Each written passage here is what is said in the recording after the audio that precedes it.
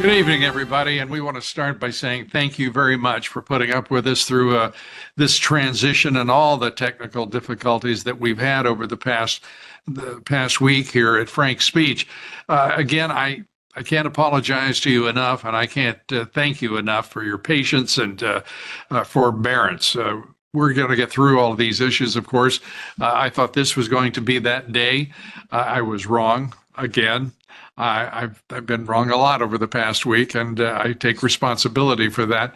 But we're doing our best, and I'm sure at some point our best will amount to good enough to get us back on the right path. I don't want to go without bringing you a show tonight, and I sat down last week with Alex Jones on my podcast, The Great America Show. Alex and I discussing some of the most pressing issues this nation faces right now, whether it's the border crisis, obviously the brink of financial collapse for many parts of the marketplace, the national marketplace. We talk about all of those things. And again, we appreciate your patience, your forbearance, and give us another chance. We'll keep trying until we get it right. Now, the Alex Jones. Alex Jones, the Alex Jones, I might add. Alex, it is great to see you. It's been a long while in coming, but we're delighted to have you here and to have a chance to have a little talk. Your thoughts today on America? Well, I'm glad you raised that up front because you sent me a few questions, but you didn't add that one in. And that's what I was going to say. What is it like when you had the top show in the English-speaking world? We're not, trying to be first place here, but a bigger show than Tucker had on Fox. When you were on CNN reaching 10 million people a day, conservatively predicting 20 years ago, 18 years ago, everything that's happened. So our job is much easier as patriots that are anti-globalist. I mean, you pioneered on mainstream media, the first person to ever break all this. So I was going to ask you, when you asked me questions, what is it like now to now be here when Elon Musk and Joe Rogan and Tucker Carlson all sound just like you did 20-something years ago? Well, it sounds like music to me because I didn't hear any like voices like mine's. Well, I will reserve that. You were amazing throughout your career. You started as a skeptic of all that is establishment, and my hats off to you. I mean, But I was out in the wilderness. I was out in the wilderness. I was a bush leaguer when I was doing it. You charged right on, and it showed that freedom is popular. You have the number one show, as I said, covering freedom, just like all the top shows now are populist, anti-globalist. So I think that's a very positive thing about the awakening that we've reached. I've been a populist all along. I've always said, populist. They say it like it's a dirty word. In my view, it means people. And if you're not for the people of this country, who the hell are you for? So if you don't call yourself a populist, I want you to say exactly what you are, what you do, because you sound like an enemy of this great republic. And I felt that way from the outset, as you suggest. And I know this, that there are enough voices. You were talking about Tucker and everyone out there. I am so delighted to have people with strong and bright, principled voices out talking about what matters to this country. It's a joy to me to watch it, to still be part of it. I'm thrilled to be still in the arena fighting. I may not land as many punches, but I sure do. Well, I guess I land a few, but it's harder to take them. I'll put it that way. I want to yeah. Go ahead, Alex. Go ahead. No, I just know that I'm coming on with you, but I want to talk about you because when I look at who in the last 30, 40 years has had the biggest effect against this anti-American agenda, it's Ron Paul, it's Lou Dobbs, and then kind of we all came later. And I'm not taking away from Tucker. I'm friends with Tucker, love Tucker. He's amazing. I think hopefully he'll have you on his show soon. He should. But I just look back to the people that were telling me about this first. And, my grandfathers, both my mother's, dad and my father's dad, they weren't on air, but they were both aware of this because they were, learned, educated men. So I just realized that it's like the rock in the pond. So we can see the big waves now out from the edge of it. But I'm just saying Lou Dobbs was one of the original big rocks thrown in the pond. So, I don't care about Hollywood people. I don't care about sports people, none of that. But I do get a little bit giddy talking to you because I'm smart enough to look back and say, if there wasn't Lou Dobbs for all those years on air, the only person in mainstream media saying it, we would be in a lot of trouble today. And we're still in a lot of trouble. We're in a lot better position thanks to you. So I know it's a little bit of me groveling here, but I'm not. We need to recognize the people that were, trailblazers, and you're a maverick, brother. No, thank you, and I take that as high praise. And coming from you, you were talking about being out in the bush. You were only in the bush because people were scared to death of you in that establishment, and they were putting you back as far as they could, as long as they could, and you broke through. And hallelujah, brother! It's like you say, it's a great gathering. These voices now. To hear them taking up the issues that matter instead of the pablum of the mainstream national corporate legacy, whatever you want to call it, Marxist media. People are wising up to it in a hurry, and it's wonderful to see. And the question only now is it soon enough? Because we're sitting here 10 months away from an election. I truly believe it. A lot of people say it's existential. It's all of this. I think it's our last best chance, period. And we gotta move ahead. I want to ask you, back in those days, if you could ever have imagined in your earliest days that this country would have a 2,000-mile long border that they turned over to the Mexican drug cartels. There's no middleman. Biden just handed it over to the cartels, and the Border Patrol is afraid to get near it. The National Guard has to, on their side, edge up to it, but no one is dealing with the reality that is the cartels controlling Mexico and our border. It's total rogue warrior. Back 20-something years ago when you were exposing it, and the last decade on Fox Business and all that, it was a problem, but not, because I've been down there 50 times or more like you have. Now it is road warrior bizarre. You don't happen to go looking for smugglers or kids being loaded in vans without their parents. You go there for even 30 minutes and you are just, I know I am dizzied or stunned by how insane it is. And then I'm flying to the border and being groped to get there and groped to fly back. And it just illustrates how asinine it is. There's all this security at the airport, but then the border is completely wide open, and the Border Patrol, to their great irritation, has been turned into a facilitator of the crime. And it just shows the social contracts broken. We know the NGOs that you exposed on Fox Business that got you in so much trouble, it's finally in the news, are paying these Democrats we see on the news to house these illegals. They're not doing it out of the goodness of their heart. It's a new business for Democrat voters to bring in new Democrat voters, but also house them for $40,000, $50,000 a piece a year in their house. So this is a business that's Cloward and Piven that will collapse the country. And that's exactly what it's designed to do. So that's why I have a sickening feeling, even though I'm optimistic and see a big awakening, I can still, like you said, tell it's crunch time.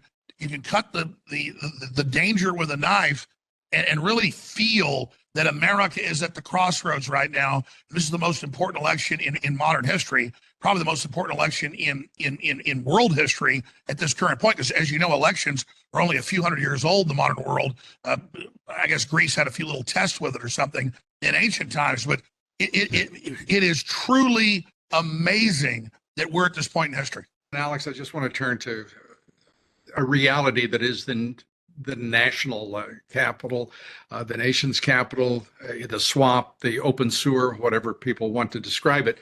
The truth is, it's a land of coercion and blackmail and absolute raw political force.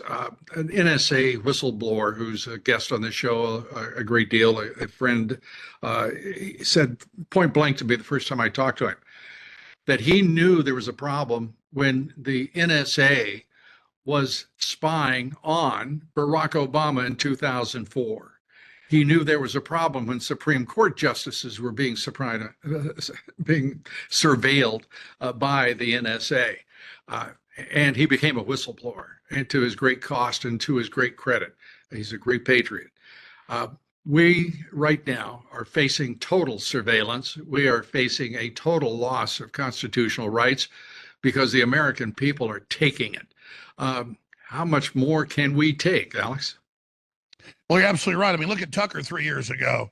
He gets a call from the NSA and you're being spied on. He talks about it. They don't deny it. A month later, the Washington Post goes, yeah, we've got your private messages and we've got transcripts of your phone calls. That is a huge felony against a journalist. And Nixon was removed from office for far less. And so there's this emboldened arrogance to all of it. And I don't like Obama, but he shouldn't have been spied on by the NSA. And then we have Trump, we know as candidate Trump, and then presidential elected Trump, and then I guess what's the right term? Nominee Trump, and then he was the president. But the point is, the entire time they were spying on him, trying to find something, and they didn't find anything when he was candidate, president-elect, or president. They had the 2 fake impeachments and the Russiagate. And I remember watching congressional hearings 6 years ago, and they're just flat out, Alex Jones is a Russian agent. Never been to Russia, not involved with Russia, know nothing about Russia when it comes to being there. But they're just saying, I'm a Russian agent. All of Trump's supporters are Russian agents because they're the globalists that are selling out the country. And so they need to project onto us that we're the unfaithful ones. And so, yeah, the general public knows it's not true, but they use that designation to spy on us, and it's totally illegal. And so, yeah, we're kind of already inside the tyranny. The question is, how high are they going to turn it up? Right. You're right. And just where do they stop if they stop at all? We are right now, and the national mainstream media will not acknowledge that these Marxists who control the Democrat Party, the Marxist Dems, who are the masters of this puppet President Biden, they control the entire federal government. This is no joke anymore. This is not a party that's interested in politics. This is a party that's interested in dominion, and they mean to possess power in perpetuity. And meanwhile, we have a fight over the national, the Republican National Committee. We're having fights over electors and the stuff that's at the margin, when the reality is that government of ours is in the hands of a foreign power. That foreign power, I don't mean in terms of geography, I mean in terms of foreign in the sense that it is alien to everything this country stands for. The people who are the Marxist Dems who control that are aliens unto themselves and to the rest of this country. We are looking at a desperate inflection point in our history, and it's whether or not we have the guts to stand up to the conflict that is surely coming. Will it be open conflict? I don't know, but it will be conflict, and there will be pain, and there will be loss, and there will be sacrifice, and there's no way around it. And people have to steel themselves to that, and I don't know if the American people have that in their spine right now. Well, that's right, Lou. And you always say it perfect. I learned so much from you. We think of Russia or China, and there's certainly adversaries, and China's really out of control and evil and hugely wedded the Democratic Party and people like Mitch McConnell on the Republican side. So, it's a huge, real threat. But the globalists, the leftists, the Marxists, they really hate America. Even when they run it, they still see it because of its Christian background and because it did oppose the Soviet Union and things as the enemy. And they are the main threat, and that they are like a foreign government. They are a fifth column. They really are an alien group to our country. BlackRock and the big banks and the money and the Hollywood and the whole woke thing is just a corporate cult with all these minions literally working against the country. And as big a threat as China is, I'd say it's 20% of the threat. And Russia is 10% of the threat. But then I'd say 30% of the threat is our own domestic enemies that have opened us up to Islamic invasion and to criminal invasion, that have run our dollar down, that are saying they're going to put mentally ill people in charge, flying airplanes. I mean, they are admittedly trying to bring down the old structure to get control of it. I mentioned Cloward and Piven. This is on steroids. What's crazy is they're in the house that they're undermining. They're going to be destroyed by it. So they're so ideological.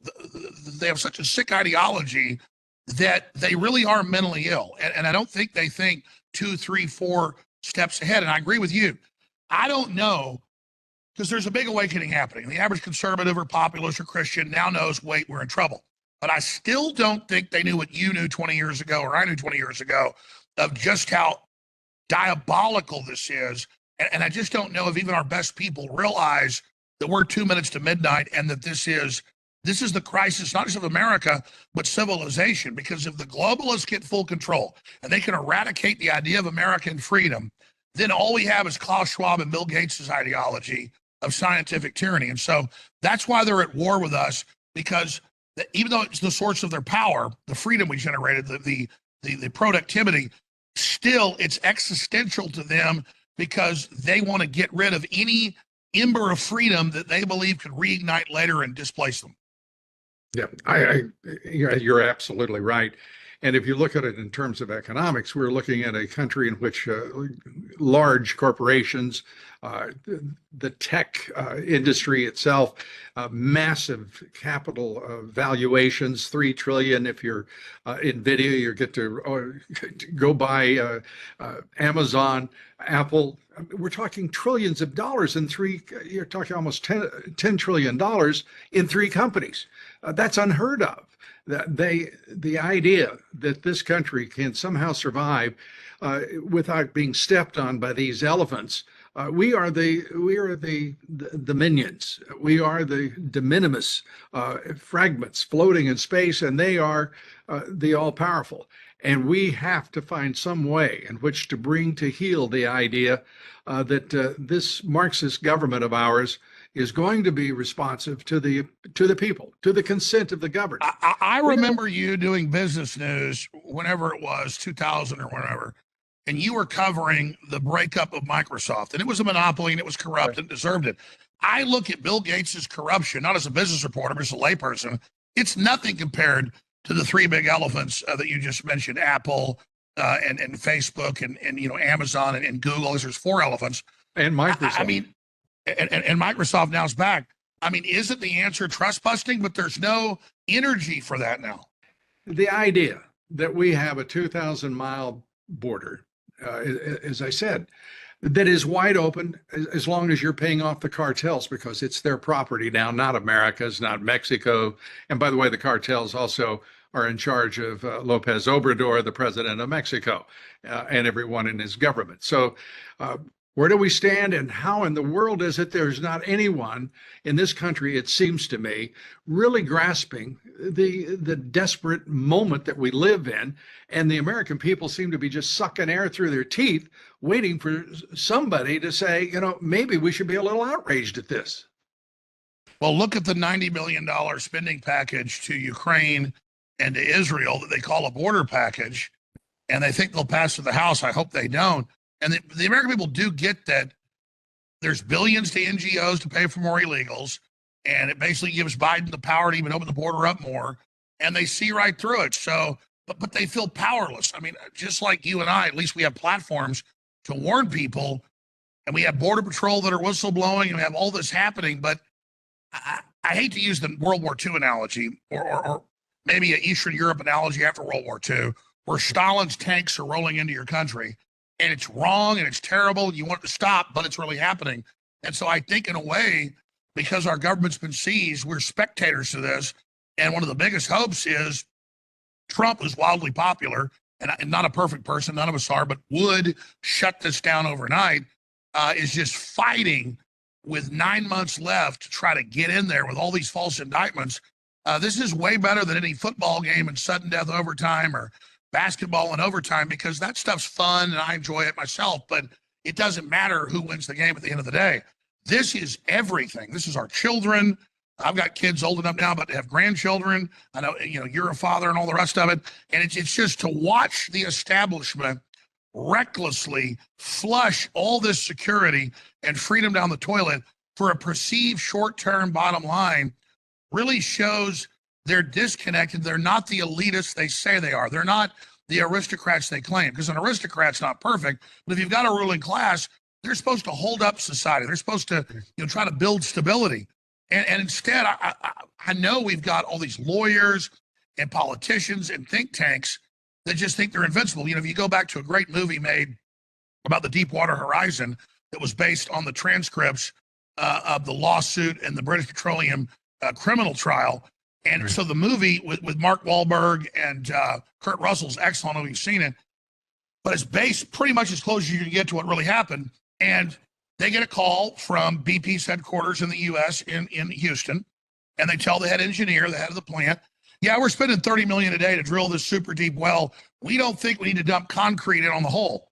He goes, let me do an equation. He comes back 10 minutes later and he says, if we hit gas at any decent level, it will blow up the plant. They said, well, we're going to, by saving $300 million in the next couple of weeks, not putting concrete in the hole to pressurize it, we're going to leverage that, make an extra $1 billion. So we don't care. You're ordered to do it. And so the engineer said, we'll do a stress test and just test what you said for a few minutes. They did the stress test, didn't blow up, turned it off. Just the stress test, hours later, blew it up and killed a bunch of people and the biggest oil spill in history. And I don't think I know. I talk to a lot of insiders. It's that corporate attitude of people in London and Houston telling engineers on an oil drilling platform with 40-foot, 1,000-deep well into the biggest reserve they ever found, you don't need to follow math. You just go ahead and do whatever you want. And I think that's the perfect allegory on an even bigger scale of where we are. We have reached lunatic level bizarreness from the ruling class. No question about it. And anyone who pays attention to the stock market, for example, has to be struck by the fact that we're $34 trillion in debt. We've got $2 trillion in annual deficits. We have another almost $10 trillion in external debt. Then we also have the Federal Reserve with another $8 trillion on its balance sheet that has to be worked off. And meanwhile, you look over to CNBC or Fox Business or whomever, and you see these sell side personalities saying, you got to be XBY Chinese stocks by the dozens. They're pushing American investment and savings into the Chinese economy, which is madness in of itself. It's remarkable. Which is, as you know, is imploding. I mean, I'm not a business expert like you, but I watch it. I'm like, wait, China's imploding. Why am I watching CNBC and it's almost all go to China? Like, I'm not a rocket scientist, Lou, but am I right? That's really bad advice. I mean, this makes Kramer look like a good guy. Well, Kramer's a good guy, but the fact is he's also a corporatist guy, and that's his world, and that's understandable. But here's the real deal. This is the world we all live in, and it matters where we put our money, and it matters where we invest our money, and it matters where we put our plants, because the simplest truth that is in manufacturing is that the greatest innovation, the greatest inventions have to be in proximity to markets and the plants that fabricate whatever the product may be, whether it's a car, whether it is advanced technology. And for those who don't know, you can have the best technology ever, but if you don't have infrastructure to do it, you don't have it. And if you don't have it in proximity to your market, you're even dumber. And guess what? You hear that crying? That's all those people who invested in those global supply chains that screw up nearly every business in this country. We're paying a horrible price for it. And we're a more dependent nation as a result.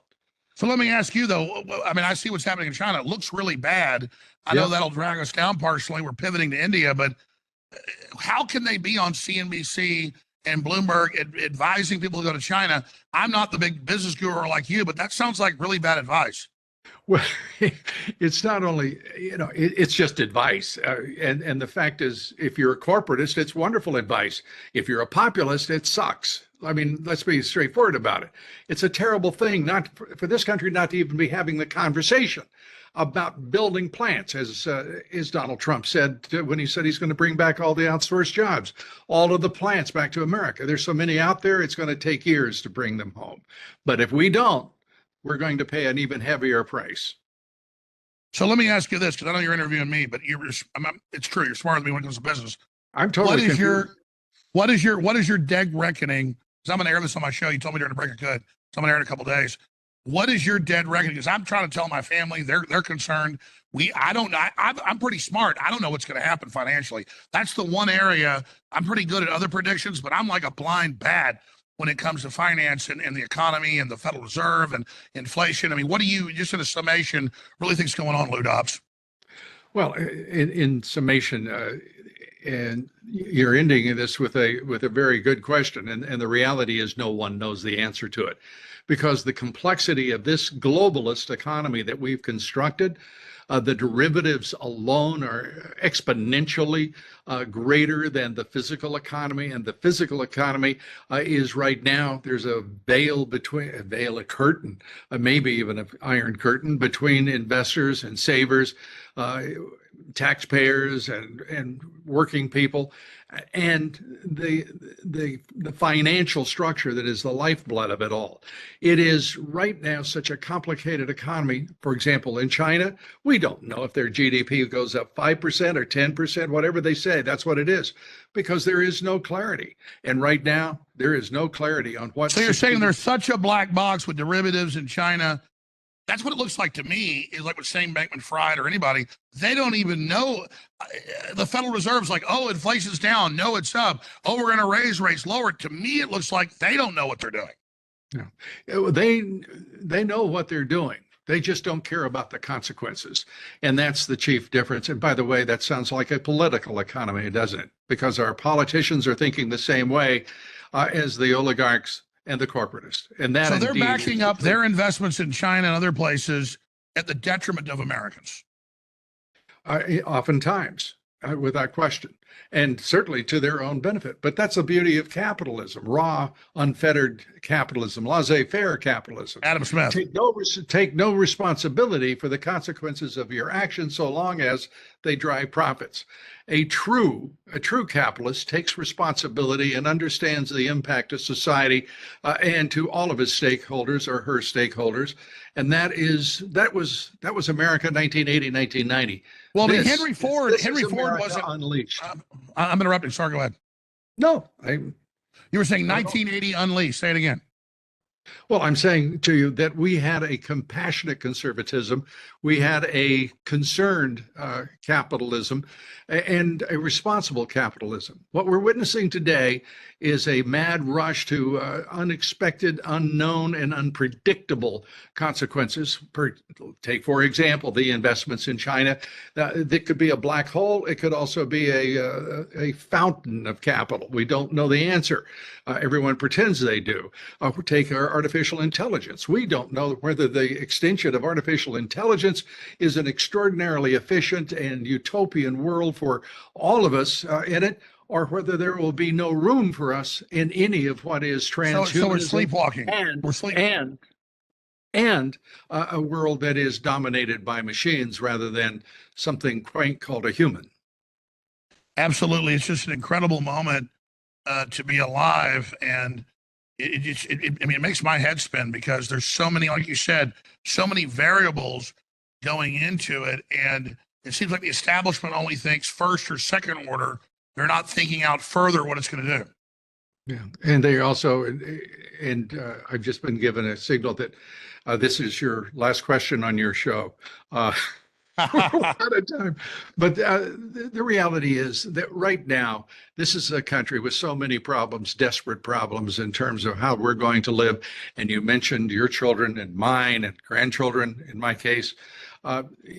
We have a great investment in their prospects and their future, and this nation's, I think, destiny is the way I look at this country's future. It is a destiny, but only if we ourselves live up to the principles of our founders and those philosophers and patriots who made it possible. Alex Jones, I want to get graded on my last answer. I insist. You've been asking I have to get an A. It's A through F. Well, I'm interesting, but you're even more interesting. It's true. And I'm going to air this on my show, and you need to come on my show as soon as you can. It's been 10 years. Gut level, just, past the business expert and journalist, talk show host, and grandpa. When I look at my children and they're getting old enough to, get together and, get married and have kids, it makes me physically sick because I love them so much. And they're the only investment that matters. And I just gut level looking at everything. Trump's not perfect, but I can just feel Trump is going to protect their future, just gut level, not just intellectual. I just want Trump And because at the end of the day, have all the math, the numbers. He's a good guy. He means well. He agrees with us on most things, but gut level, obviously better than Michelle Obama or Gavin Newsom or Biden or any of them. We need Trump. Gut level, do you think Trump can make it through all this and get in? A, and B, what can we do to get him in? Well, the answer is he has to get in. He is committed to that. I wish that more Americans were as committed as he to his leadership and to this great nation. The MAGA world, all of us deplorables, America first, we're going to be there. But we've got to do even more than just vote for him. We've got to be part of our community. We've got to be in those precincts, and we've got to be watching, and we've got to be doing, and we've got to be telling anybody who doesn't want our eyes on them, go to hell. I'll be right here watching over our democracy, and you just step aside. That's where we have to be. And from there, I think we start to see excellent results if we are living our lives in our communities and taking charge of our communities rather than letting this world wash over us in terms of big questions and nonsense spewed by the propagandists that we call a government spokesman. Well, I know one thing's for sure in closing, thanks for having me on, is that we're not living in boring times. Anybody that says I'm bored is not paying attention.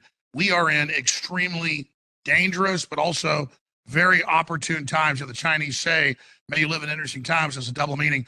Lou Dobbs, thank you so much for having me on. Love you to death, man. Well, love you back, and I appreciate it, Alex, and God bless you. Thanks to Alex Jones, and thanks to all of you for putting up with us through all of this. We're doing our very best. I hope you enjoyed the discussion with Alex, and thanks for being with us. We'll see you tomorrow. And it is my fervent hope, even prayer, that we will have our technical problems behind us.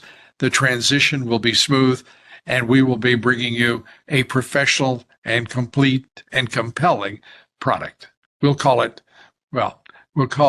Lou Dobbs Tonight. Thanks so much for being with us here on Frank Speech.